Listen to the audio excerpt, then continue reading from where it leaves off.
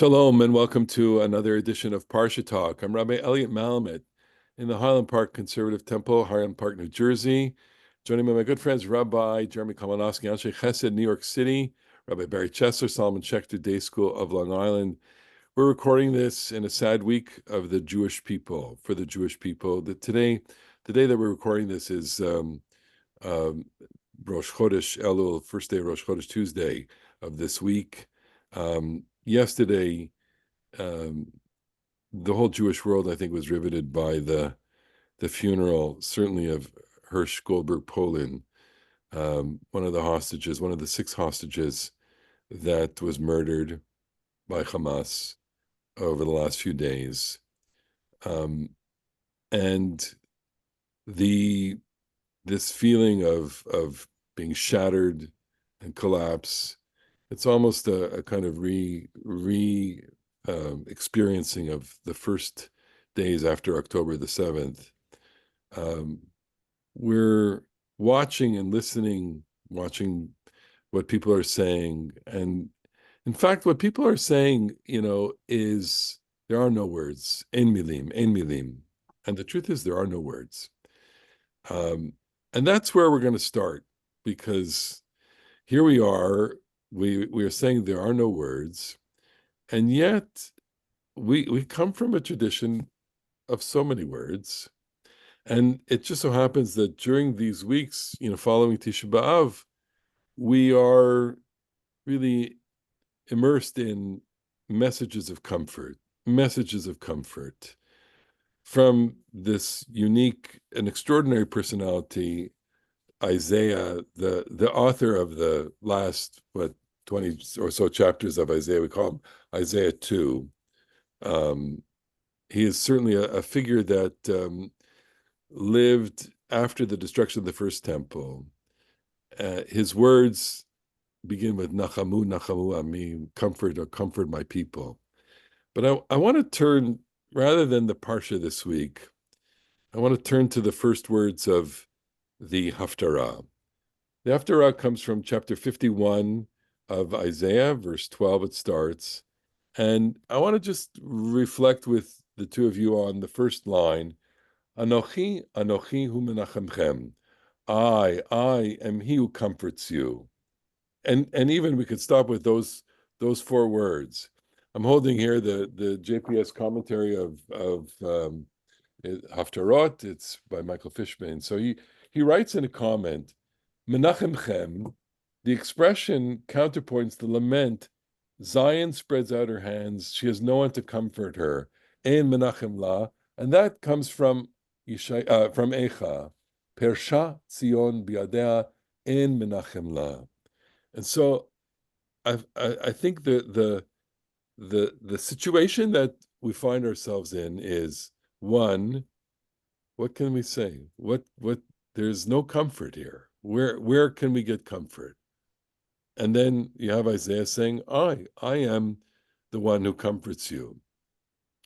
And I think, and I'll pose this and put this out for our conversation, which is, I think at a time like this, we exist in a moment where we don't know where there is comfort, and yet we are told by Isaiah, I am the one who comforts you.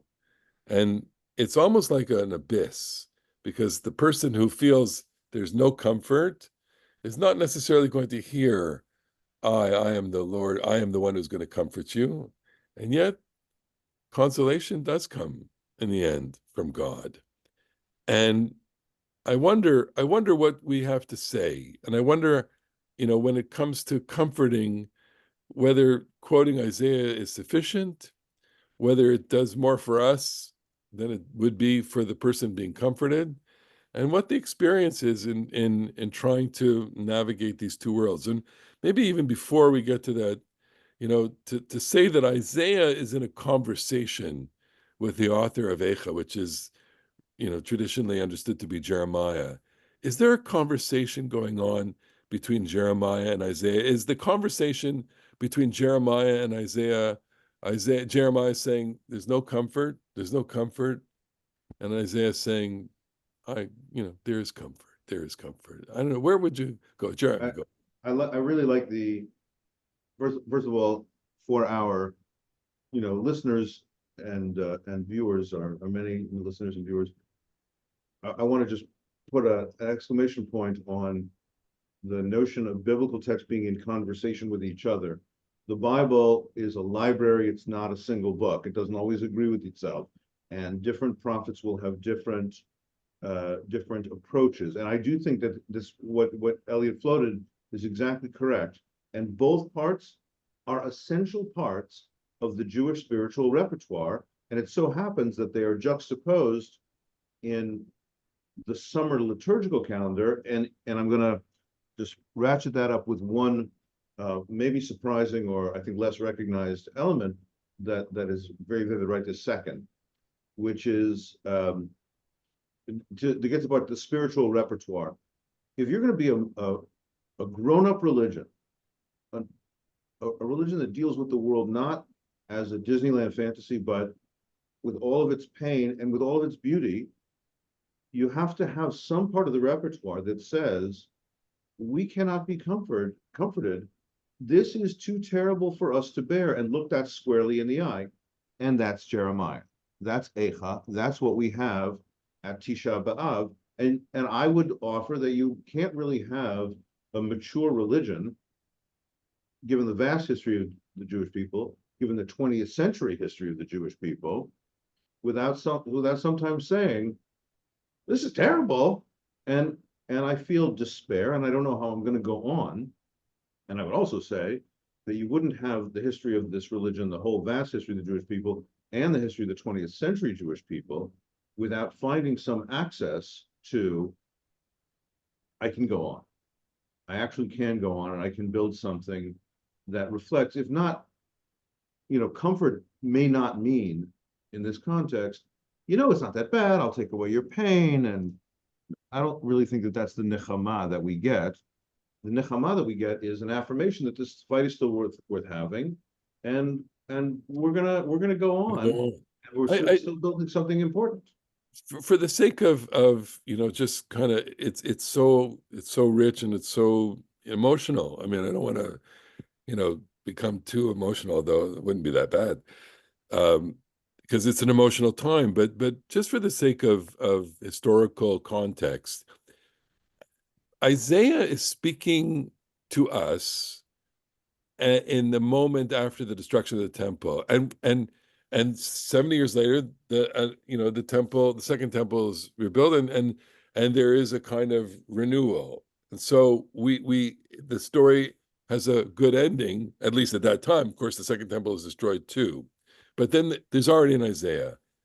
He when he's speaking, his audience doesn't really know the end of the story. And I'm turning to you, Barry, because you'll put it to us in a try and imagine being in his audience and what that would have meant to hear these kinds of words, or some of the earlier chapters, some of the later chapters. I mean, this is some of the most gorgeous, comforting, hopeful, elated, texts in the entire Bible. I would say without Isaiah, you don't have Judaism either. So how would you, if you would have been in the audience, what would you have said to him? So I think that I want to go back to this phrase, there are no words. And I think what it means actually is not that there are no words, but I have no words. All I can give you is someone else's words. And what's instructive about second Isaiah, and in fact of all the prophets, is that they rarely speak for themselves. They speak in the name of God because God is the comforter, not second Isaiah. And Isaiah can bring comfort to the people that are listening by quoting God, by reminding the people that in this time of great despair, when people did not know what the future would bring, that God was still there, that there is an eternality to God that can embrace us. And everyone who's been in mourning knows that hardly anyone says something that is remembered afterwards. What the mourner remembers is who came to give him a hug or her a hug. Right. So I think that that's, such a crucial point. It's so interesting. You know, I mean, when we think about God as comforter, you know, when I can think of the times, or in mourning, or the times as, being someone who visits and comforts others. I'm not necessarily sure that I go to that place where I say, well, may, we all say, may God comfort you. And people do get comfort from that, even though it's not entirely sure, clear what that really means in that moment. And Well, I wait, think though we wait, could what I'm go ahead. saying is, you know, uh, people do react emotionally with with with God and God's presence, or the idea that God has been absent from their lives, and they feel let down by God. And when that is affirmed, I think, and validated for them, they they do get some comfort, I think. Well, So the thing I wanted to say, I alluded to it before. I wanted to just note one surprising little element here. Our Haftarah is going to begin tomorrow, this Shabbat rather, on Isaiah chapter 51, verse 12. I indeed, I am the one who comforts you. But if you open up your book, if anybody's looking, open up your book or scroll back up Safari a little bit. The verse one before it, 51:11, before the Haftarah begins, is used in the prayer that I've been saying out of the Koren Siddur, but I bet it's not unique to this, um, for the hostages. Let those redeemed by God return and come to Zion in joy. V'simchat olam al rosham. They will have eternal joy upon their heads. Sason v'simcha yasigu. They will attain delight and gladness. Nasu yagon v'anacha, and all the sorrow and sighing will flee away. That's the image of, this is all going to be made right. And so this week in particular, to say that, knowing that several of those people who were killed in, it seems idiotic to talk about them being killed in cold blood. Of course, that is true. They were also held in cold blood, but they were supposedly on the list of people that had a hostage deal been reached, they would have come home, and they don't have sason v'simcha, and their yagon ve'anacha never went away. And so the juxtaposition that we won't experience in shul because we won't read the two verses together, but if you well, I know think I that think they're there together, it's like, oh, it's really right in the heart. I think that that's worth pointing out. And in fact, you've given me what to point out this week to people. In fact, while we're just on this tangent, it's there's another verse that is part of the weekly prayer. At least I've been reciting the prayer for the IDF, which is, and it quotes a verse from Shoftim, Ki Adonai Elohechem holechim lachem lilachem lachem. God does battle for you. Very, it's also, you know, layered and layered with all sorts of theological complexities, I guess. What does it mean that God does battle for you? What does it mean that God goes with you in battle, etc.? But we recite that as part of a traditional prayer. And this also, the prayer 51:11 is recited as part of a prayer. And it just tells you, here, Ein Milim, there are no words, but here we are, and I think there's comfort even in saying these words. There's comfort in studying these words, and comfort in reviewing these words, and just kind of meditating on them, and knowing, at least in the conversation that we're having, that they're part of a larger conversation. They're part of Isaiah and Jeremiah, and they're part of Jeremiah and Barry. There's a comfort that comes from a conversation, and a comfort that comes from it, not necessarily God, okay? It's coming from people speaking these words together, which I gave a drush on Nachamu Nachamu, and I said, why is it repeated? And of course there are no comment. There's only one commentator who had a question about that, and nobody talks about this. So I said I invented a bunch of comments about it, saying there's comfort now, and there's comfort for the future. There's comfort that you can give, and there's comfort. I mean, I invented a whole series of drushes for them, and I would do the same thing here. Anochi, Anochi, Hu Menachem. There's I, God, but there's Anochi that is unreachable.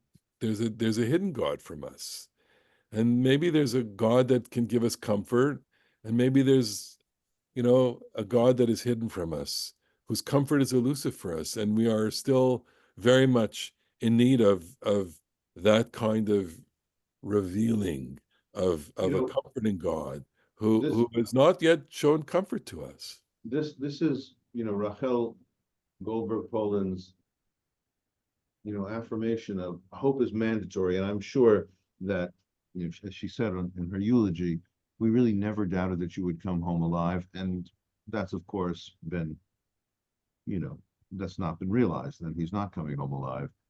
And I'm sure that is personally devastating. But the idea that hope is mandatory is not really undermined by this terrible outcome. The beginning of the Haftarah, by the way, reminds you, because you are all grass and you are destined to die. I had a funeral today, Yeah. and the woman who died at 80, she was perfectly healthy until she had a devastating cancer, which took her in less than a month after diagnosis. Uh, she faced the reality of death with great grace. We are all going to die.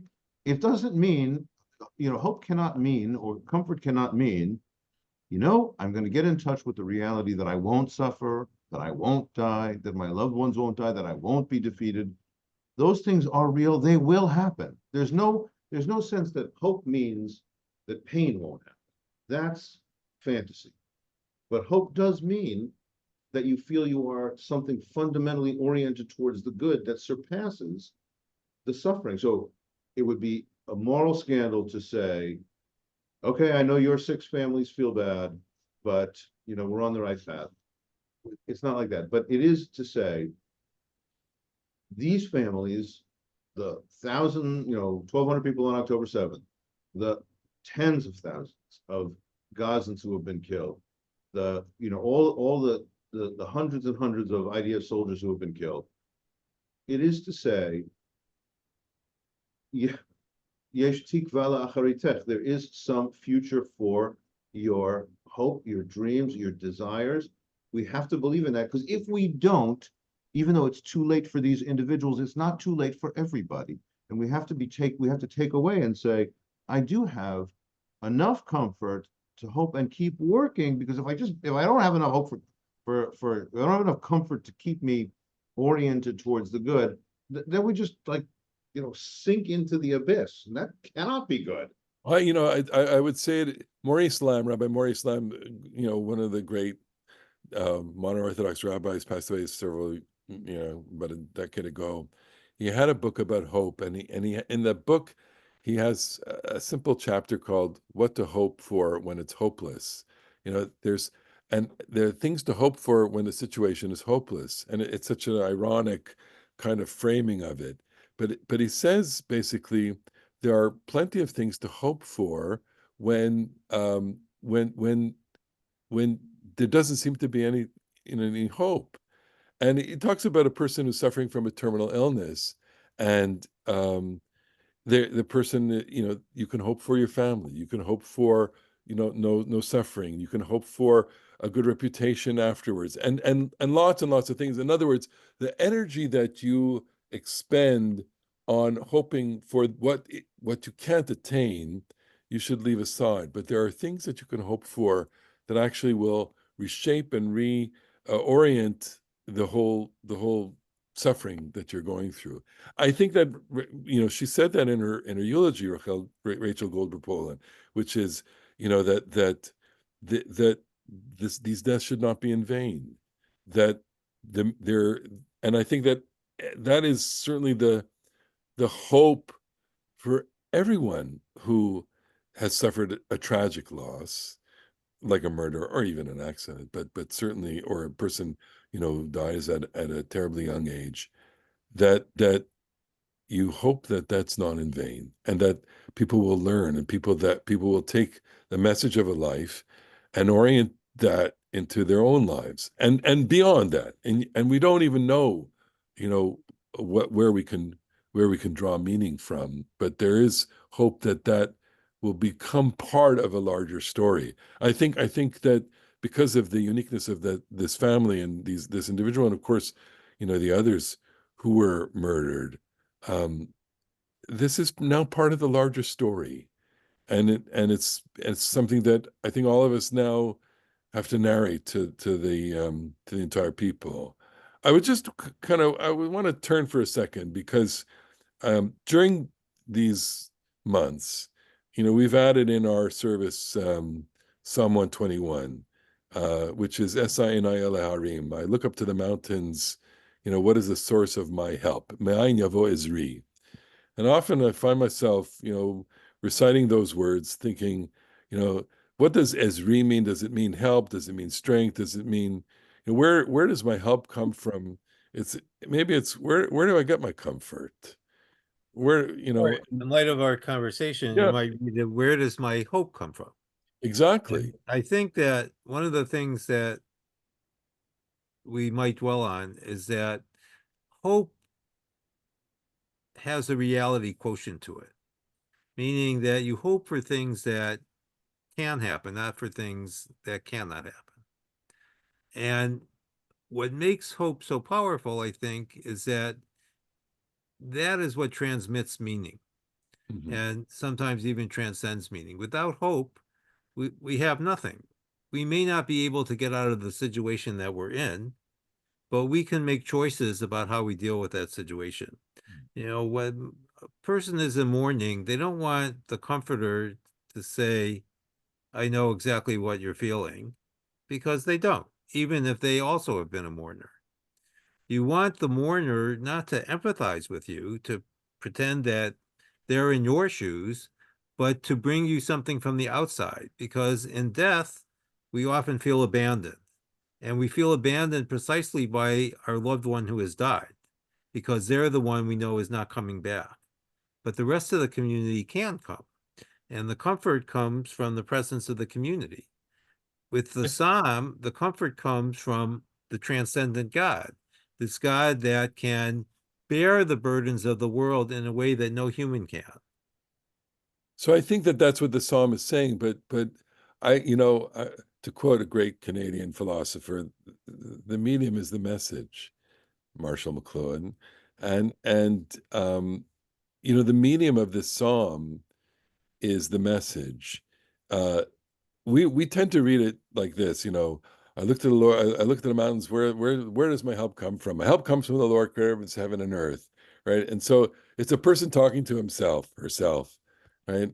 And I think that's not what's going on here at all. I think there are two people that are walking in the abyss of life. There are people who are looking up, and one is saying, I don't know what I'm going to do. I don't know where my help's going. I don't know how to go on. And the other one says, I have gone on with God's help. Ezri Adonai, putting it in the context of heaven and earth. He's not going to let you falter. He will not stumble. The guardian of Israel neither slumbers nor sleeps, etc., etc., etc.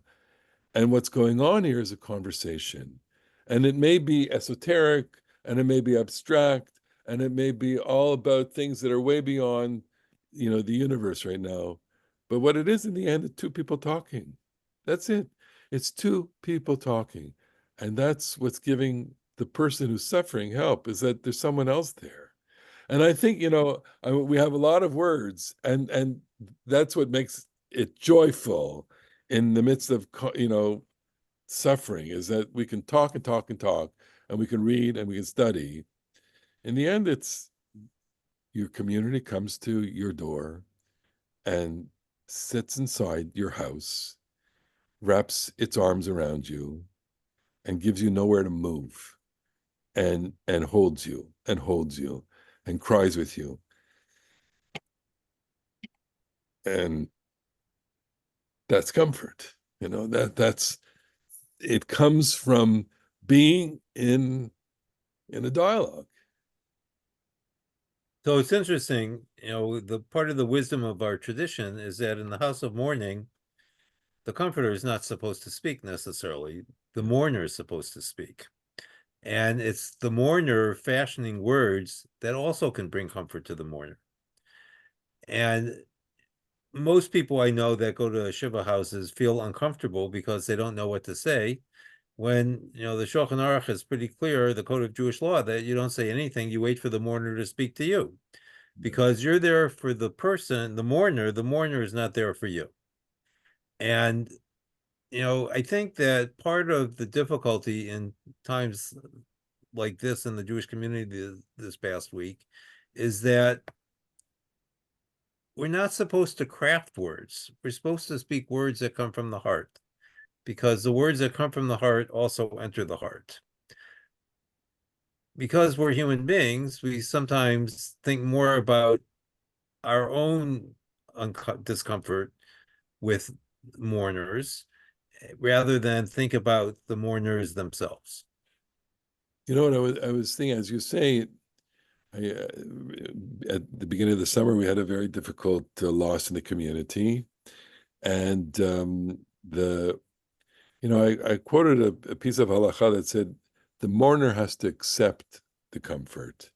That we know that the community has the obligation to be menachem avel, to comfort the mourners, but the mourners also have an obligation to accept it too, which is so counterintuitive, because you want to let the mourners should be able to be who they are. They don't want to accept the comfort, but they actually have to accept it. It's incumbent upon them, and they have to be given the space to vent and to express themselves, but they also have to accept the comfort that is coming.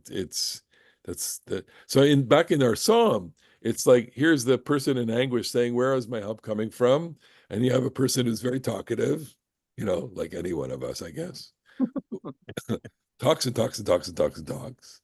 And what is playing itself out there is a relationship. And in that relationship, the person understands the essence of the relationship and accepts that relationship. I don't know if So you have a take on that's it. that's really on point, because some of the shortcomings of the liturgy expressed, for example, in Psalm 121,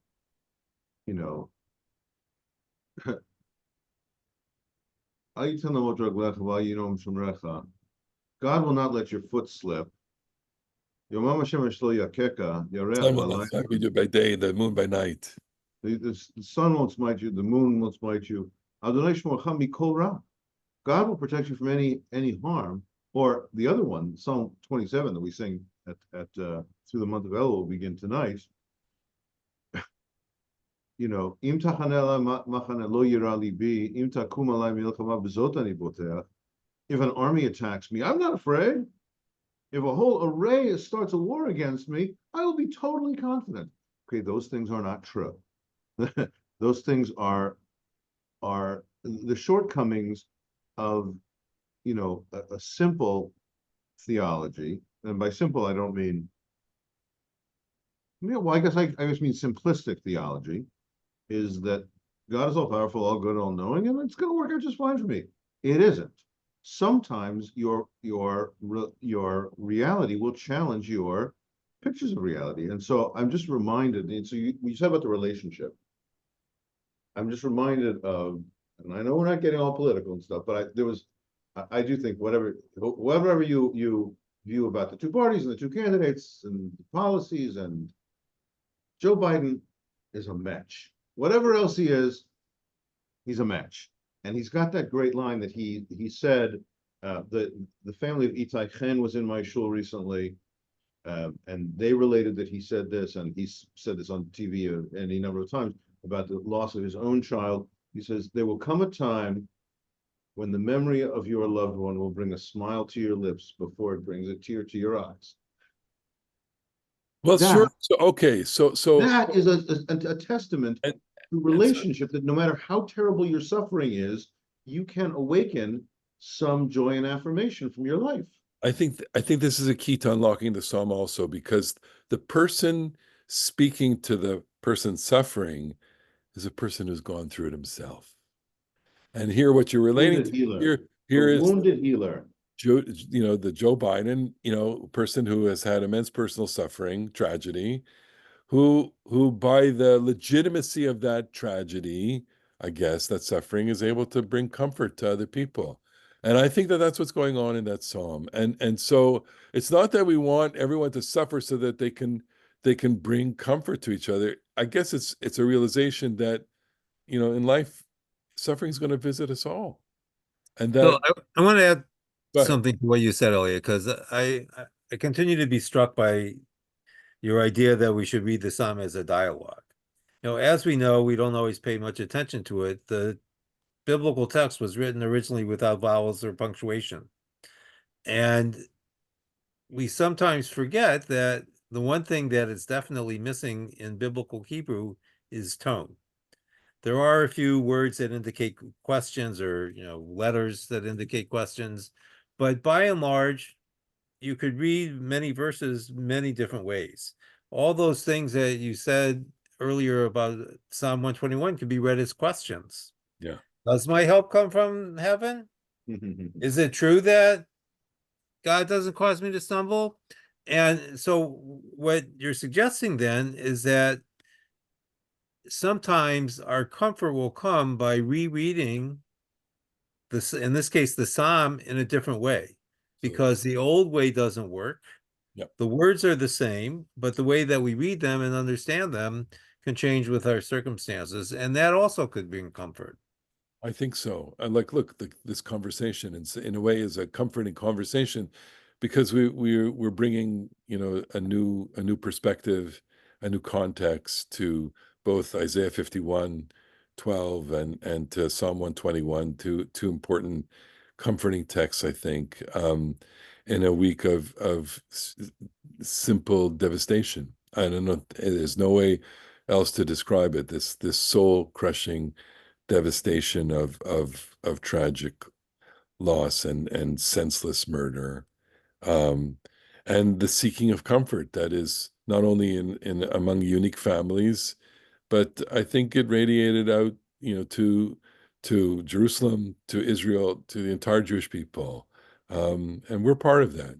And I think we're, in our own conversation, we bring comfort to each other, and hopefully, as we bring our conversation to a close, the people watching, people listening to us we first, we thank you for spending this time with us, and hopefully these ideas may bring each and every one of you uh, a bit of comfort during a very comfortless and tragic time. Uh, Amen. Amen. we pray for quiet times. We pray for a good Shabbat ahead, a better week, a week of comfort, and a week of consolation for all of the families, the bereaved families. Um, Health to those who are wounded in body and spirit. To Klal Yisrael, and we wish everyone only good things. A Shabbat of peace. Shabbat shalom. Thank you Shabbat for. shalom.